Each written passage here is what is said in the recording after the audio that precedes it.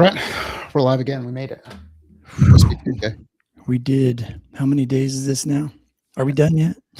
I have no idea. I haven't kept track. Other than it said that there were 57 videos in the playlist, which doesn't seem right.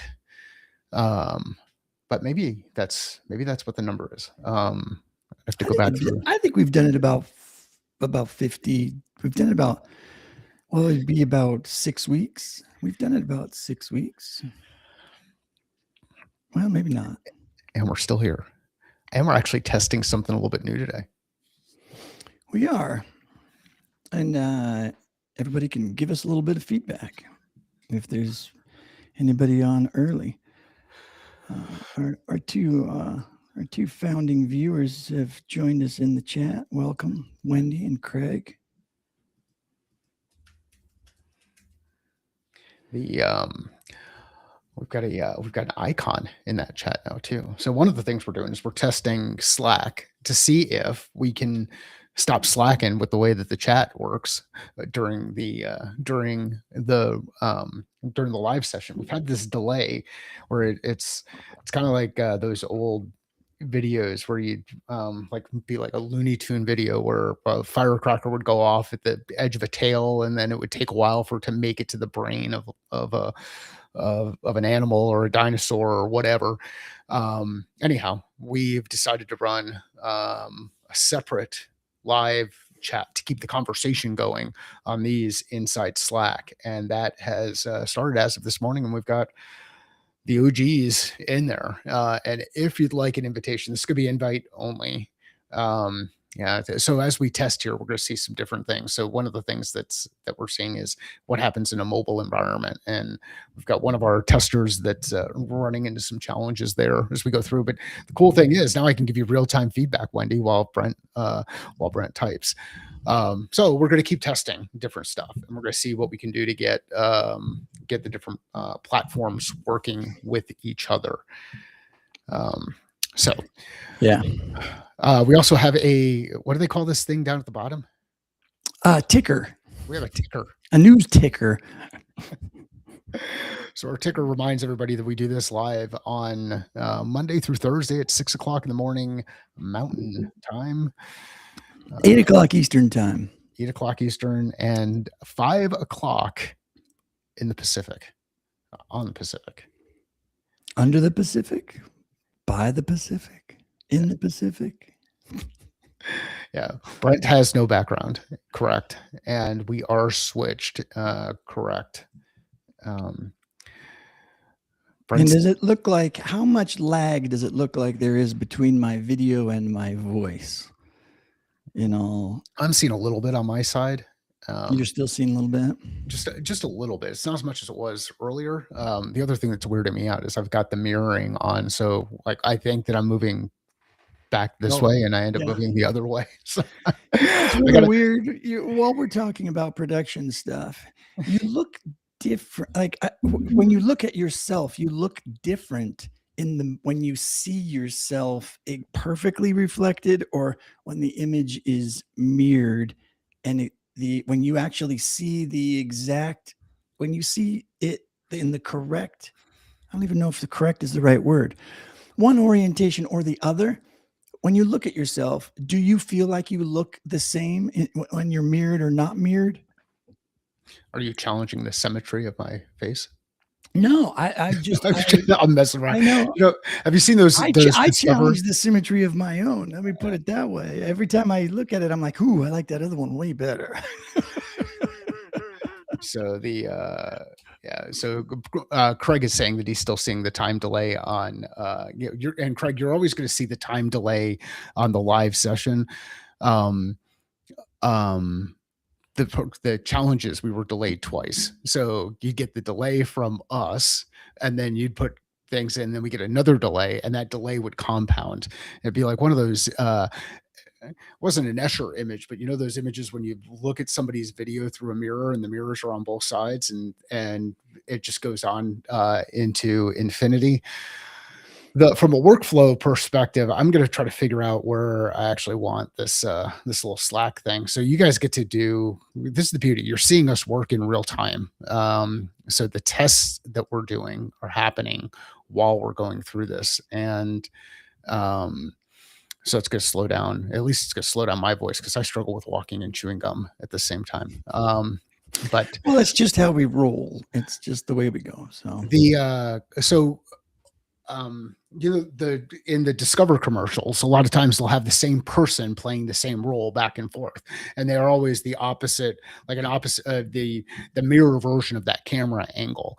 And there's subtle differences, slight differences that you see in folks, and that's where we're gonna go music reference, but my mind is playing tricks on me. The So yeah, I don't know if I'm a fan of the mirroring, but anyway. So see, I told you. so Craig added a comment. We're looking for a live platform. We're trying to figure out what. So yes, and we've got a couple of requirements. One, we wanted right now we're not making money doing this, so cost is one of the requirements. Two, we've all got a lot of platforms, so adding another piece of technology into the stack for the sake of adding a piece of technology into the stack is not necessarily going to be the right thing to do at the right time. So we're going to have to figure that out, and then three, we've got to figure out exactly what is the specific experience that folks who join on are looking for as we do this. So I'm going to add in there we go. That's a little bit off. This should be a little bit better. Yeah, I'm going to add in the Slack exchange so that we can see when we start getting the feedback, which is actually going to be kind of funny because we'll see it faster. It's like I think we need Doc Brown to help us figure this out with the flux capacitor. There, yeah, that was I was almost instantaneous. As soon as I hit return, bam, it was right there. It's right there, yeah. Why, Craig? Do you happen to have a live platform that you're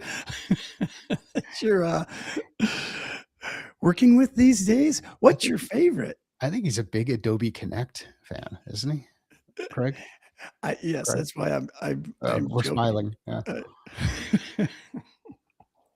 So if you're joining us for the first time, this is Test Out the Tools Tuesday that we just made up right now while we're messing around with doing in more real-time chat, which is kind of nice.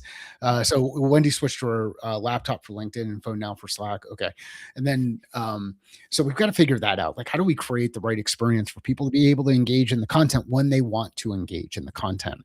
One of the neat things that Slack will do for us is we can take the recording of this session, drop it into that specific Slack channel, and then the conversation can continue post session. But it's a little bit awkward, especially if people are trying to join via a mobile device to be able to be in both pieces. What's up? Now, well, there's a new feature called Edge Light where you can use your monitor as an LED light, like a ring light. Yeah. I did not know that was a thing. Holy buckets. Why are you doing that? That's a game changer. Inside of, I think it's called Camo. Okay.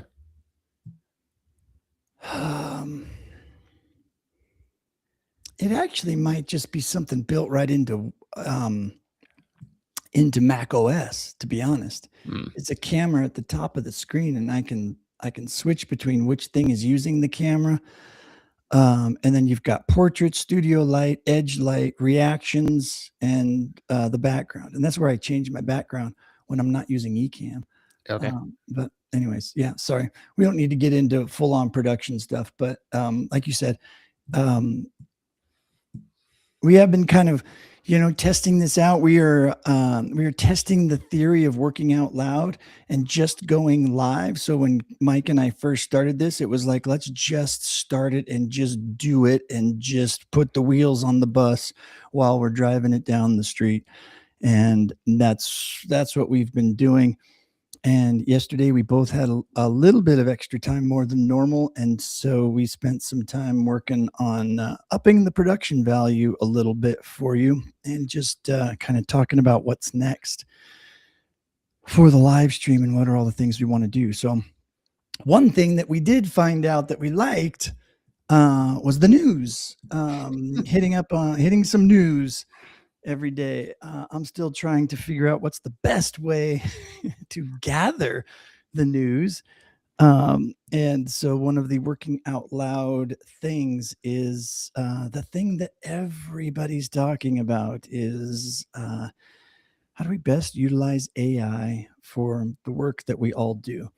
And um, I would actually love it. And we won't do this too often, but I did a LinkedIn post over the weekend, and it seems to have gathered a whole bunch of people who are mad at me. I pasted an X post from the Chat GPT. I think it was the public relations person or whatever. And because she had said something about that marketing hire is no longer necessary or something like that. Yeah. The marketing hire is, oh no, the marketing hire is now optional because ChatGPT came out with a ChatGPT came out with a very specific version of ChatGPT that is focused on doing marketing stuff, doing stuff that a marketer would do. Mm. And all I did was put that picture in and change it from marketing hire to instructional design hire and ask the question, how long do you think it'll be before this happens? Happy Friday. Happy Friday. It is. And everybody kind of freaked. Well, not everybody. Some people, kind of rolled with it, tongue in cheek and whatnot. But yeah, some people were not all too happy about it. So Well, one of the things I want to test as a result of it, just because of who all saw it. So, one of the things that we were looking at was the people outside of Brent's network that were engaging with it, right? That was another thing that would seem yeah, kind of well, yeah, interesting. they may be part. Well, actually, no. When I first started seeing them come Yeah. in, they were second level connections, Okay. and they were names that I just did not recognize. But Got they're it. in our industry. Got it. And so I obviously reached out and followed and connected with Sure. everybody. And but yeah, that was the craziest thing, was that it wasn't the usual people that see my feed. So go ahead. So, one of the things that jumped out at me is the picture that Brent shared had a large number well, I had large numbers of engagement on that picture. So in the original version that was posted, and I was it an Instagram thing or was it an X It thing was or X. X? Yeah. Okay, so in that version, it showed numbers, and the numbers were insane numbers, like X how many thousand comments and how many thousands of likes and how many thousands of retweets and whatnot. And I thought, I wonder if the image overlords, when you load things into LinkedIn, are looking at this and saying, "Ooh, well, that had a lot of interesting numbers in that platform. Maybe if it'll have boost of numbers inside this platform." So Brent's going to break us today by we're going to add something new to the scene, and it's so now we've got four. You're Brent's really going to challenge the production capability of my um, moving things around. So there we go. But I just wonder if you scroll down a little bit more or scroll up a little bit more so we can see the numbers, if Oh yeah. those numbers start to influence it. So one of the things I'm going to test again in the spirit of testing out, working out loud and testing, is what happens if you take an image and um, have a comment and like numbers like this underneath it. does that ultimately boost some kind of engagement in some of these other platforms? And not that we're going for it's this isn't about engagement farming. It's more about hey, let's understand how the tools work. So what what game are we playing here? So I thought that was kind of interesting. I just know that in some instances, depending on the text that I put on images, some of those images will either um, be what's the will be uh, the reach will start to slow down a little bit. Yeah, as an example, let's say you put a URL for a website in an image that will typically start to slow the reach of that image out as an example. Well, so basically, maybe I just hacked the algorithm. I don't know. If the algorithm can actually read, can understand what this image is, because I didn't add much text, hardly at all. But if it was able to go through and parse the text Yeah. within the image that I shared, and it was able to understand that this is a social media post, and the things at the bottom were numbers of likes, engagement, comments, all that kind of stuff. And it went, wow, we need, this is important. So we need to push this all over the place. Then I wonder how long it's going to be before others realize that and just start sharing screenshots of posts that have done really well on X and other platforms. Well, so people do that. Like if you go back, there was a run, and this is one of those things that used to drive me absolutely freaking nuts. And I'm going to change this just so that we're back in the in the other view. So Brent, when you want to share something again, Give you the I'll heads bring up. things back. But what so if when you spend as much stupid freaking time as I do on some of these social platforms, which just makes me not like myself at different points in either the the week, the month, or even the Makes year. you feel Um, dirty. but yeah, it's there was a period there. Does anybody remember that little period of time where people were posting stuff on Twitter, and then they would take a screenshot of that post on Twitter, and then they'd repost it in LinkedIn? So you'd see people's posts in different environments.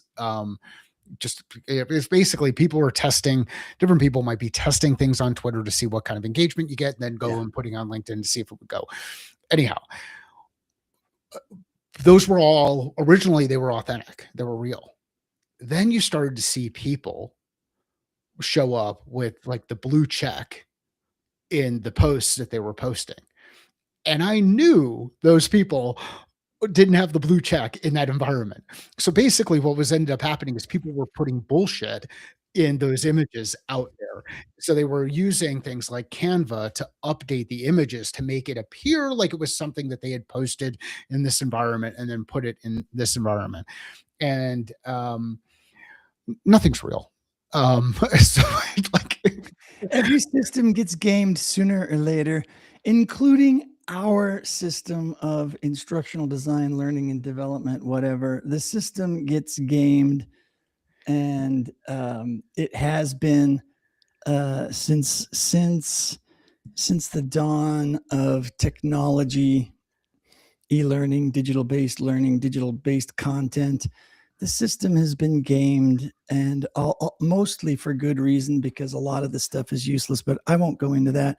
I think we should take, it's already almost 20 after. I want to add one more thing before we get into the news, just because Okay. again, this is kind of a working out loud, testing Mhm. different tools. And if anybody has a recommendation on live streaming tools that we could use that will create this kind of engagement, like one of the things we looked at is there are a couple of people who are streaming on YouTube who will do everything inside YouTube, so you see the comments push through, and then you drive everybody to go do the work inside that environment. And we would like to yeah, thank you, Craig. Well, this is the cool thing. Now you get to see live gifs the Yes.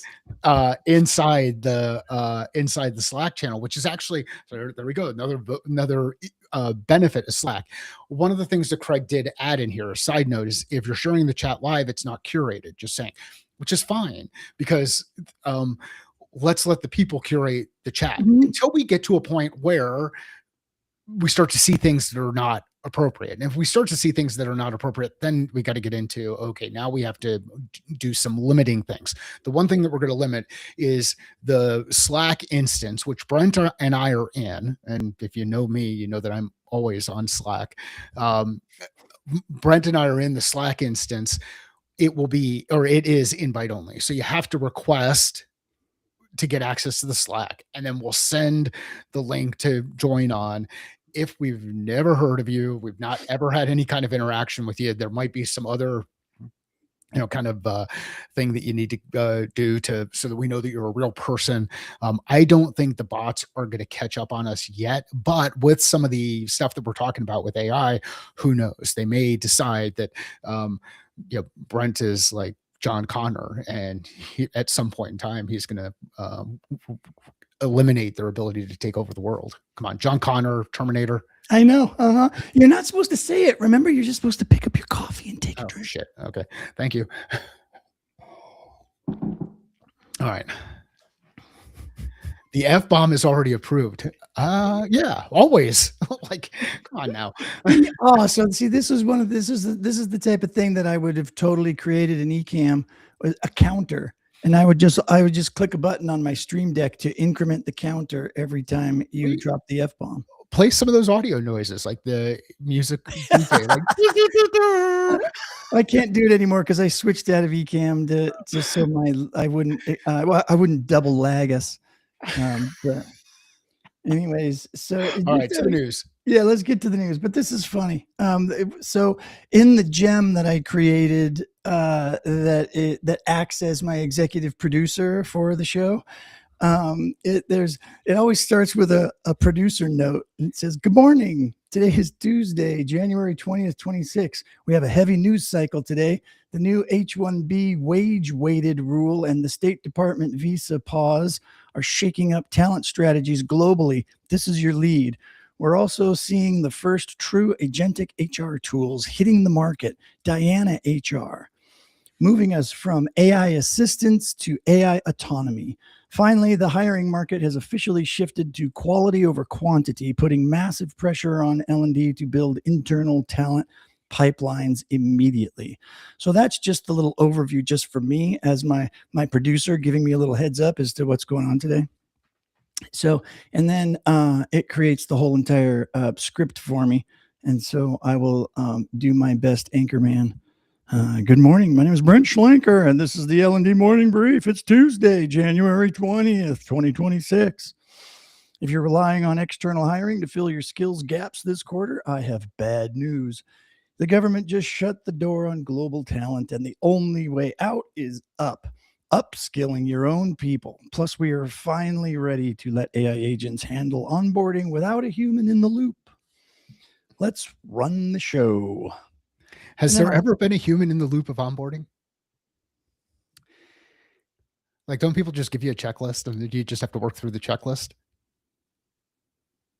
Well, I'm messing around. Stop making sense and interrupting the news, Mike. Jeez Willis. What did you say to Jane? Oh, yeah. Jane, you ignorant slut.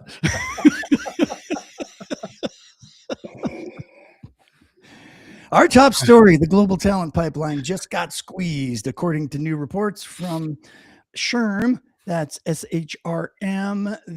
I don't remember what it stands for, but it's the HR group that's kind of like ATD. Society for Human Resource Management. That's it, yes. And the State Department this week, the U.S. has indefinitely paused green card processing for 75 countries. Graphic on-screen bullets, Talent Crunch 2026. Oh, sorry, I'm not supposed to read that.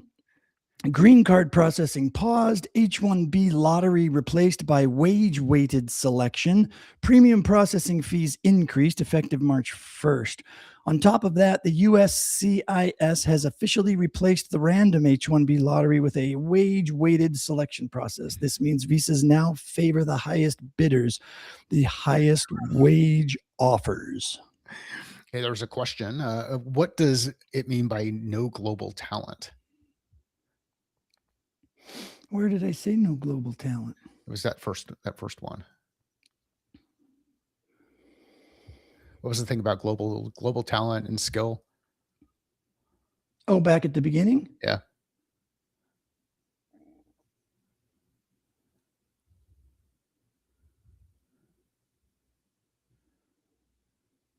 Strategies globally up shaking. State Department visa pause are shaking up talent strategies globally. That might have been where it was pulling it from, is that you're not going to be able to get the H-1B visa, so access to global talent might be a little bit different. That might have been the leap, but anyhow, back to the news, Yeah, Brent. here's the why this matters for L&D. For the last decade, if you couldn't find a data scientist or an AI ethics officer locally, you sponsored one. That option is now prohibitively expensive or legally stalled. The build versus buy, quote unquote, talent debate is over. You cannot buy, you must build. If your Q1 strategy doesn't prioritize internal mobility and rapid reskilling for technical roles, your organization will have vacancies that sit empty until 2027. Yeah.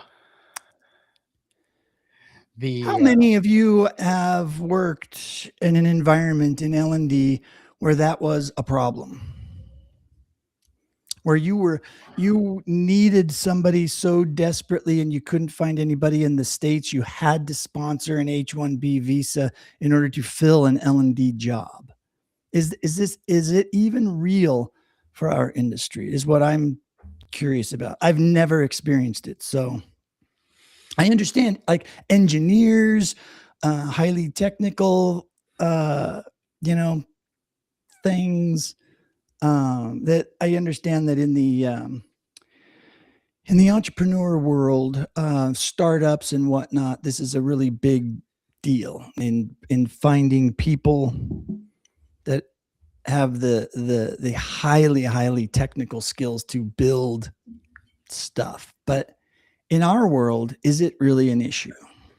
Wendy says that she still sees companies paying, um, and I mean, back way back when Mike and I left O'Reilly, the one of the people who ended up replacing us in our role, that helped move things along from a visa perspective. So yeah, but that was, I mean, that was a long time ago. That was like eternity. It was almost, it's kind of crazy when you think about it. That was like 20% of my life ago. 20% of my current life, excuse me, not my total. So not my other life. There we go. Yeah. Don't make us feel old, man. Just don't make us feel old. Yeah. Can't handle that today. I mean, we should feel old because that's part of the theme. It's like old men shouting at clouds. You're yelling at clouds, so we've got to feel old. We're embracing it. Is that what you're saying? Yeah, I think the this gives me the whole this only the cis steal in absolutes. So when the debate is over, okay, AI has dropped the mic. Yeah, no. Well, it is Tech Tuesday, so let's just roll with it. Moving to tech, we've been talking about agentic AI since the McKinsey reports of late 2024. But this week, it became a product you can actually buy. Diana HR has just deployed the first production grade HR agent for onboarding. Note the word agent. This isn't a chatbot that answers questions like, where's the bathroom? This is an autonomous system that proactively reaches out to new hires, collects documents, provisions software accounts, and schedules their first week of meetings, all without a human HR manager clicking a button. The implication for instructional design is massive. We are no longer designing onboarding content for humans to read. We are designing parameters for agents to execute. The question for you today, is your onboarding process standardized enough for an agent to run it? If not, it's time to clean up your SOPs. And didn't we talk about this yesterday? In a tangential sort of way, we were talking about systems versus goals, right? And creating AI gives us this ability to create systems that take the parameters that we give it and the information that we give it, and it does the work. We aren't building courses We're understanding that the goal is that somebody needs to learn something, that somebody interacts with a system in order to learn that something. They don't interact with a course. This is one of the reasons why I think design is going to become more valuable as a leadership skill, like the ability to design things. You turned me on to the book. I think it was you or some groups within TLDC way back when turned me onto the group, but the Design of Everyday Things. Yeah. Phenomenal book. Yeah. And when you think about whether we're designing things that are instructionally sound or we're designing processes to achieve a specific objective, there are a number of folks out there who struggle with the whole idea of design. Like they just want to do. It's like, hey, I just want to go. Like I just want to start doing the work. And Yeah. and the challenge with it is you might guess right that that's the work. But when you design with intention, you can create experiences by design rather than experiences that happen organically. And there's a benefit to either side of those things, especially when we're talking about speed to impact in the onboarding process and actually Yeah. having an onboarding process. So one of the questions I'd ask, I think the thing to ask is, um, what is our onboarding process? And just write that Yeah. down. And you might be the first person to have written down your onboarding process, depending on the Right. stage of organization, because sometimes these things just aren't written down. Now, because you're not aware of it, doesn't mean it doesn't exist. So then you start to ask some of the people who are aware of it and where they Yeah. go. And like we all remember, I remember the day back in the day when you'd go the first day at work, you'd go into an office and then you'd get like this crap ton of paperwork that you had to fill out. Yeah. Right? Like that was the thing. And then as you move through the assembly line, maybe you pick up a laptop. And then as you move through the assembly line, you go get your picture taken for a badge. And then and you just move through those things. We used to move through assembly lines way back when, Yeah. and it didn't feel very human. There didn't feel like there were a lot of If humans in you the ever room. feel like a cog in the machine, Yeah. the onboarding process was it. And It I was think it. I'm optimistic that we're gonna shift into more of an everboarding approach. So, what does Mhm. everboarding look like? How are we continuing to create opportunity for people to get Yeah. exposure to different segments of the business, different relationships, then building that network inside the business and taking more of an everboarding approach? But when you start talking about those kind of things, like this continuous journey, we talk about with our customers going on this journey. We do look at internal customers. We start talking about this, you will blow some people's minds. And people are like, why are you making it so complicated? Just get people out there to go do the work. But anyway, I'm optimistic that onboarding will shift to everboarding at some point in time in some of the more progressive the businesses that are on the cutting edge of moving things forward a bit. Yeah. And Yeah, and it has, and it's not that there isn't work that still needs to be done. So sure. when you buy Diana HR, but I know this is going to happen. It's just human nature, and it's just Yeah, how we've seen businesses work. It's why AI gets purchased and quote unquote implemented, but then it fails.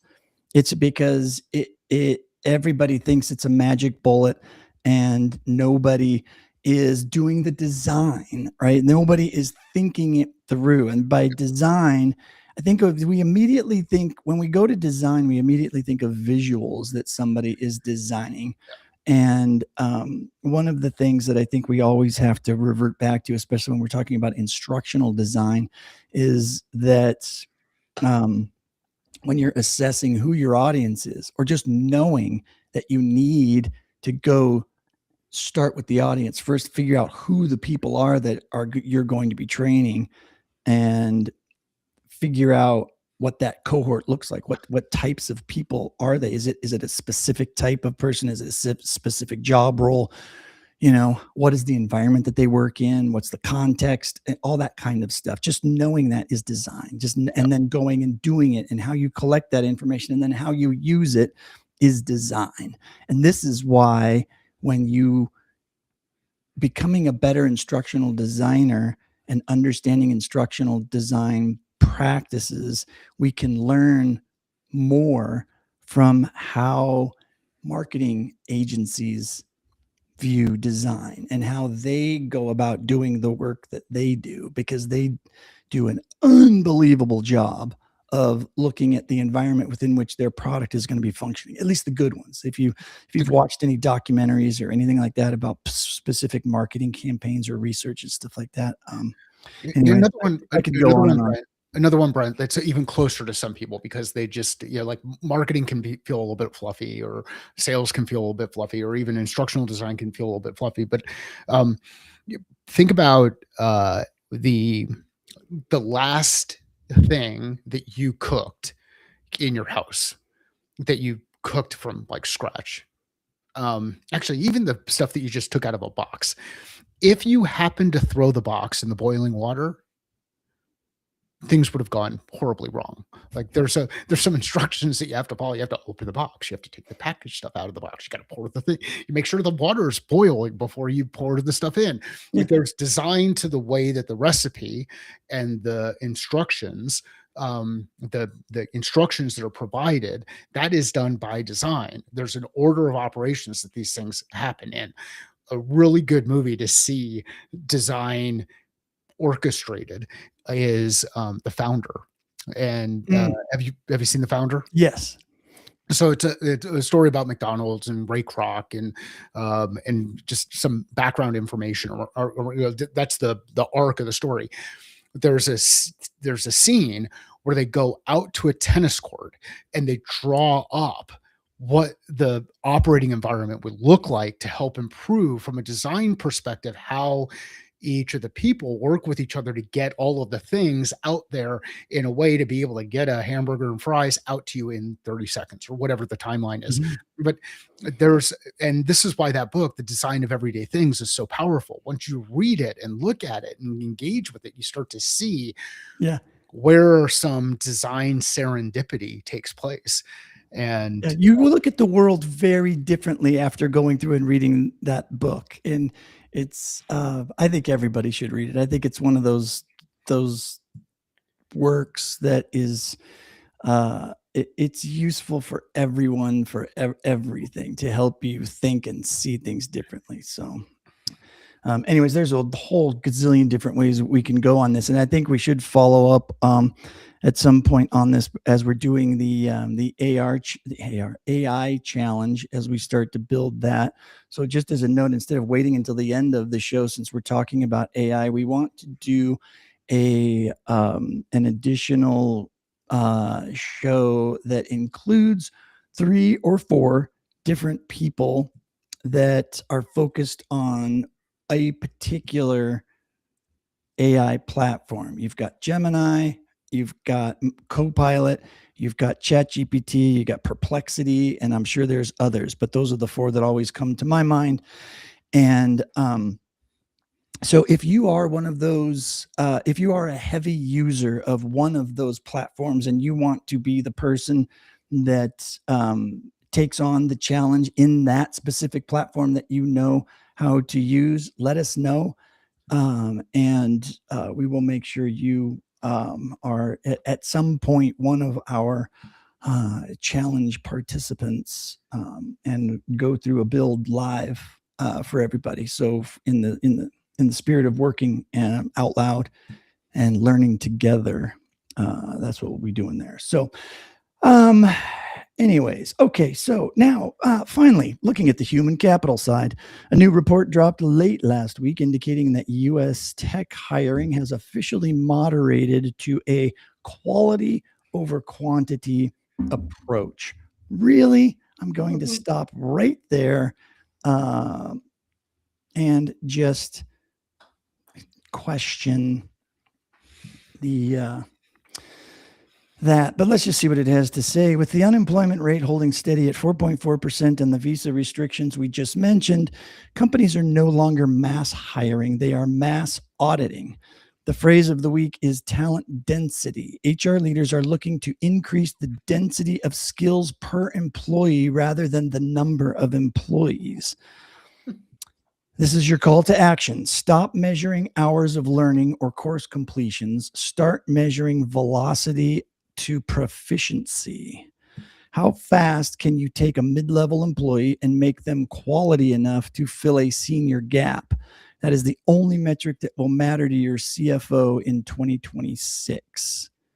That's your brief for today. The external talent market is closing. The internal mobile market is opening. Good luck building. See you tomorrow. Could you imagine going up to the CFO and being like, "So I hear that the only metric you care about this year is the talent stack, or like the skill stack that's happening to people, and how quickly you're building that skill stack. Don't worry about revenue. Don't worry about profit. Don't worry about uh, No, it's velocity to proficiency. That's a new phrase that somebody is going to try to make $1 million off of. that's the Didn't we call it speed to impact for a while, or yeah, something like that? that's what I keep putting out there: accelerating speed to impact, Speed accelerating to speed to impact. All impact, right. accelerating speed to impact. Well, And I think that's this sounds very, very elite. So maybe you should change it to velocity to proficiency. yeah. It's okay. So of all of I'm a those, simple man. yes, I want to go fast. Like, So yeah, I noticed that Wendy mentioned she's a Copilot user and a what was the other one that you use? Oh, I can't scroll up on the. Oh, I can go into my Slack, I guess. Ha! Yes, I can. Cloud is current focus and Copilot. So yeah, so we're gonna get that. We're gonna make that happen here in the next. What is it? January 20th. I'd say in the next 25-ish days. Yeah, we got to pull it together and get the. We're shooting for mid February. Is probably the period that we do it, and it's gonna be a longer thing because we're gonna want to give. We're gonna kind of do a little bit of design, maybe do like a 90-minute kind of thing, a couple of sprints inside it, and work through it. So we'll keep that in mind, and yeah, we're going to be building the list of folks who are going to help. What we do? Didn't Craig gave us a list of all of the equipment in his room, like all the guitars. Oh yes. Yeah. So we're gonna come up with some fun challenges as we go through it. Yeah, and it's not like, ooh, one's a winner and one's a loser. It's not our intent for doing that, folks. It is specifically to just in real time watch people go through the process of engaging with AI with a particular goal in mind, and the the outcome of the goal isn't necessarily the goal of doing it. It's the process. It's going through the steps and seeing how each of the different platforms, and quite frankly how each of the different users thinks and approaches their particular platform of choice, and how they go about solving it and how the AI responds back. And we'll see what the four contestants can learn from each other too, right? I envision things like, oh, I've never asked mine that. Let me try, and lots of back and forth going on, and people learning from each other. So I'm super psyched about it. I think it's going to be, I think it's going to level up the AI learning game for a lot of people, and it's going to speed that learning curve. I'm biting my tongue because everything's a competition. But well, okay, we'll make it a fun competition. It'll be a fun competition. It'll be fun. We'll make at some point we'll be maybe as big and as popular as some Mr. Beast? of my past shows, and we can afford to buy mugs to mail out to people. I was thinking like Mr. Beast kind of competition, like those for the. Yeah, we can't do that. We can't do that kind of stuff. Yeah. So Someday. So that's our basic news. But Someday. here's the most fun part about the news is that I did ask my agent to also give me a cut list of all the things that landed on the cutting room floor as it searched through the galaxy for the day's news. I can run through a couple of those because I think they're kind of funny at times. EU AI Act training deadline. USCIS. Somebody tell me if you think any of these are interesting. USCIS fee hike, healthy benefits divide report, included AI acquisition, McKinsey super agency report, and mental health productivity crisis. What's the mental health productivity crisis? It says a perennial issue, but talent density felt fresher for the economic moment. I am happy that in this episode we have hit on both destiny and density at the same time. There we go. You are my density.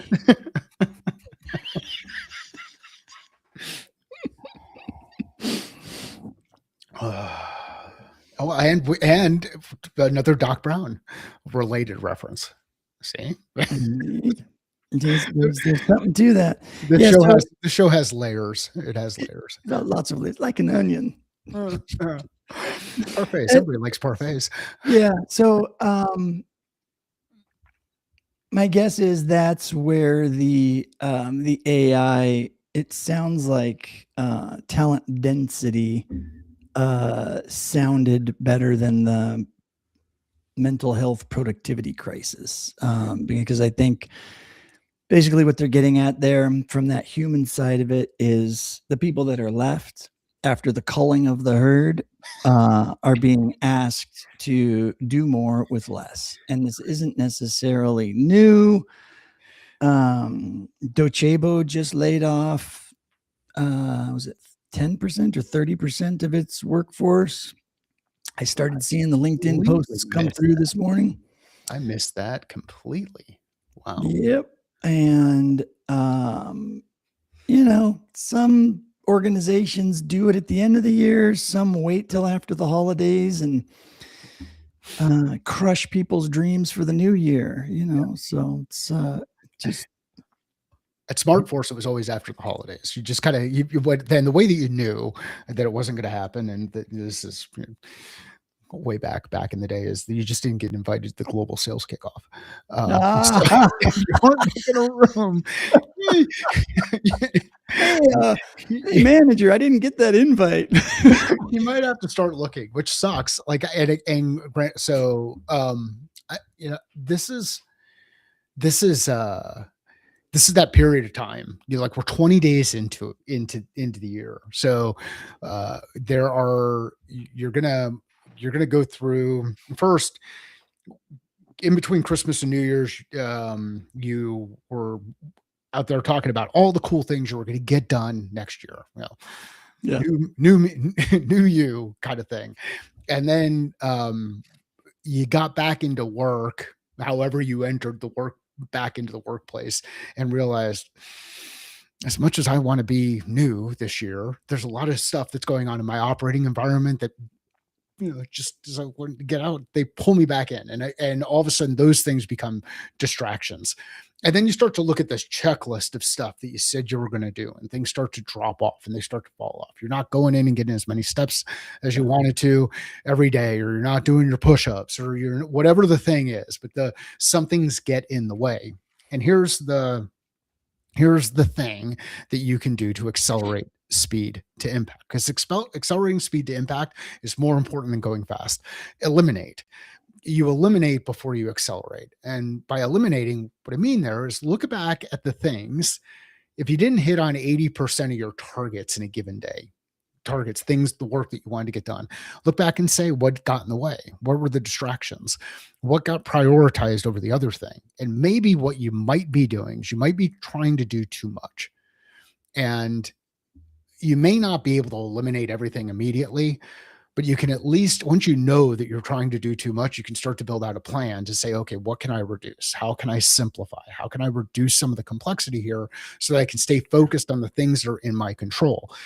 And the connection to layoffs and all of that other stuff is that your what's next is in your control. Where you reach out to, how you lean on your network, how you engage with others to find that next opportunity. Because just as some companies start reducing staff, others will continue to increase staff.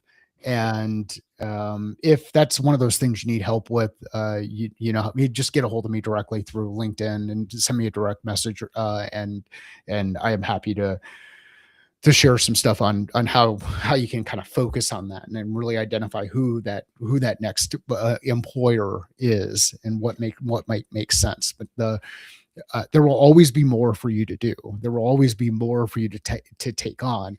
And the key when it comes to missing on some of these things and wanting to get back on that get the mental stuff going again is reduce, like eliminate. At least that's how I work through those times of stress. And they typically happen. They keep happening for whatever reason. Again, now, especially this first 20 days into the year becomes a big one, because you start to realize, hey, these things I committed to aren't necessarily the identity that I've embraced yet. And now I've got to kind of reassess and work through it.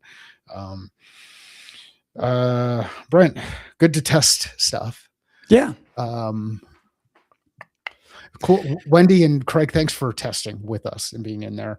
If you're watching this live, or you watch the recording and you'd like to get involved in the chat, send a direct message to Brent and I will get you set up on there, and we will continue to test. Brent, where can people find you? Find me on LinkedIn and leave me a message, follow, or just, comment. Say hey. Say hey. And Mike, where can people find their catalyst? You can find your catalyst at findmycatalyst.com. And when it comes to the hiring stuff, if you're running in through that kind of stuff, just send me a direct message on LinkedIn. And happy to help you there. Awesome. Let's do this again tomorrow. All right. I like the new format. Give us some feedback, Wendy and Craig. Tell us what you think. And just as an aside, as a closing parting comment, no, don't play noises for the love of all that is holy. Quote from Craig in the actual LinkedIn chat. Oh, good. I think that's a vote for noises. Thank you, Craig. I appreciate it. I was telling Mike about your affinity for wonderful, cool sound effects and noises in podcasts. I think is one of the ones or something like that I tried. I attempted. I am definitely not the dude from Police Academy. All right. Thanks, everybody.